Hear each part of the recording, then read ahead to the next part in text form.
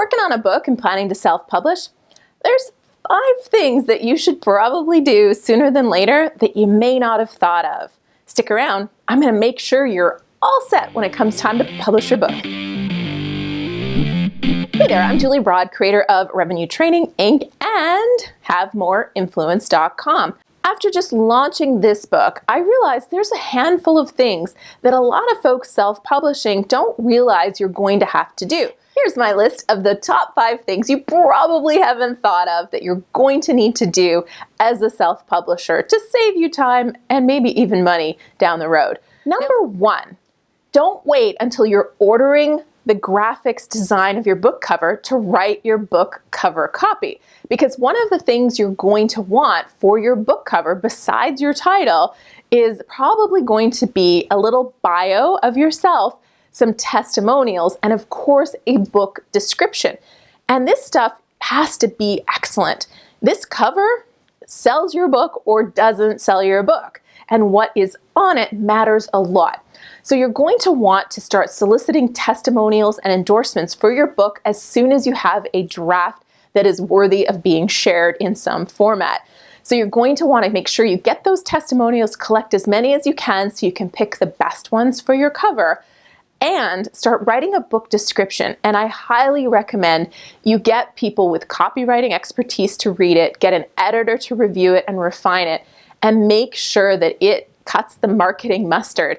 If you're writing a nonfiction book, you may want to have it indexed. I only mention it because it adds a couple of weeks to your timeline, because you might be planning a specific launch date. And if you're doing that, but then have things like editing and indexing and layout that take longer than you expect, then your project will be delayed and it'll mess up your launch date. So just factor it in. If you're planning on having your book indexed, plan for it to take 2 weeks and probably get in contact with the person that's going to be indexing it so that you're in touch with them and they're ready for your project when you send it to them. Number 3, another suggestion regarding your timeline. Allocate a lot of time to review it in every single format. So if you're getting it done in a Kindle format, in an iBooks format, as well as a printed format, you're going to have to read that bad boy 3 more times. Yeah, I hope you love your book, because by the end of reading it 100 times, it's a lot harder to love it. But you have to read it in those formats because funky things happen when it goes into the layout for those things.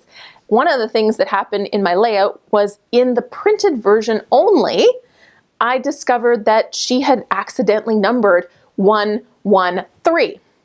Didn't notice this until the final product, and I only noticed it in the print version. It wasn't in the Kindle version. So these little things happen during layout processing, and you have to read it. And so that's more time. You can probably add another couple weeks to your schedule to take care of those things. Number 4 is kind of a planning thing as well, but you want to have bloggers and podcasters and reviews on Amazon. And you want to send these books out in advance so when you launch, these folks are ready with those reviews. They're ready to share with their audience. They have your book in hand to do that. So once you have printed copies, start sending them out, or once you have a fairly final version of a PDF, you can start sending it out to these people to get their reviews, to get them to start writing articles for their blogs or start interviewing you for podcasts so that things are all ready for the launch.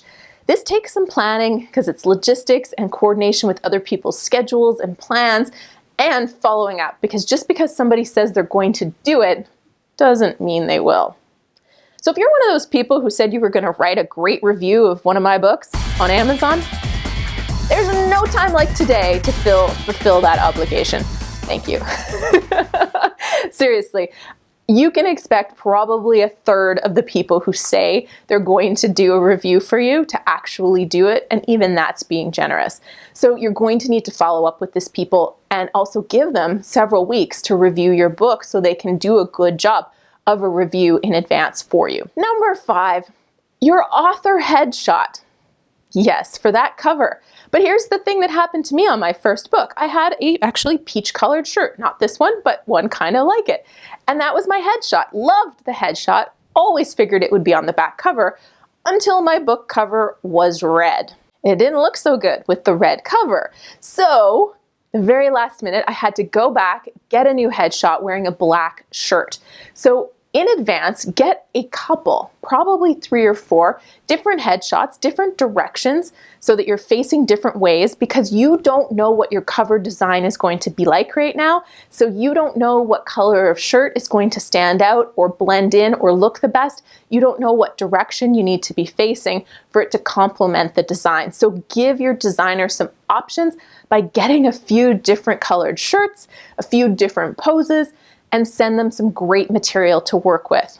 If you like this video, please do give it a thumbs up, subscribe to my channel so that you catch them all, and we'll see you here again soon. Bye. Are you working on a book, baby? Here's my latest baby. Well, I'm actually working on another baby too, a real baby. But my book baby number 2 is right here, the new Brand You. Did you get your copy yet?